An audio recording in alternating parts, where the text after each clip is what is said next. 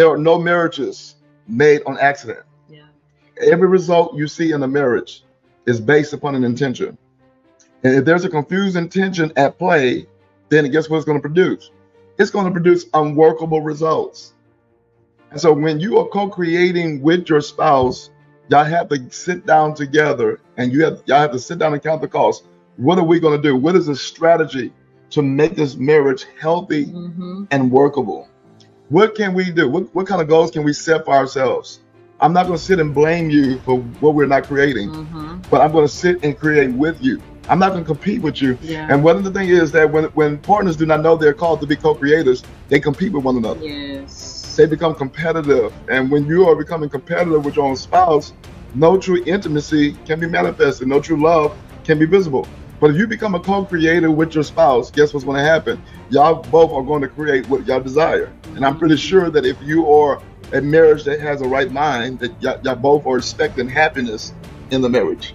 You are expecting unconditional love in the marriage. You're expecting respect for one another in the marriage. There's some things that y'all are expecting to happen and you want to take place, but it's going to take both of you deciding to be co-creators, not co-complainers. You're either going to be a co-creator or you're going to be a co-complainer. This is so good. This is so good. And the reason why marriages are not creating what they desire is because instead of co-creating, they're co-complaining. This is so true.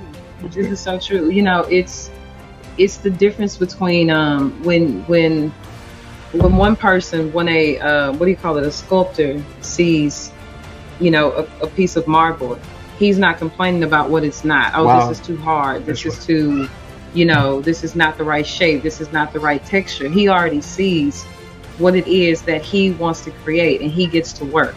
He gets to work. But there's no way that a sculptor can create a masterpiece out of a piece of rock. Wow. If he's only focused on what's not there. That's true. If I had a better piece of rock, a bigger piece of rock, a bigger this, a different that. And so what happens, the enemy wants to get us so caught up in our differences. We can't tell you the number of people that come to us saying that we're just so different. We just think so different. We see, so we all do. Everybody feels that way. We're all very, very, very different. That's right. But if we focus on our differences, if we focus on the things that we don't like, what we don't see, what we feel like we don't have, then we cannot begin to chisel away at things and create a work of art. And so the enemy wants to keep us in a space where we're complaining.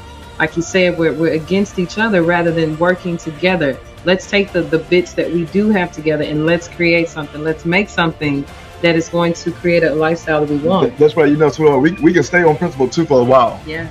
Because, you know, marriage is not about entanglement and enmeshment. It's about co-creating.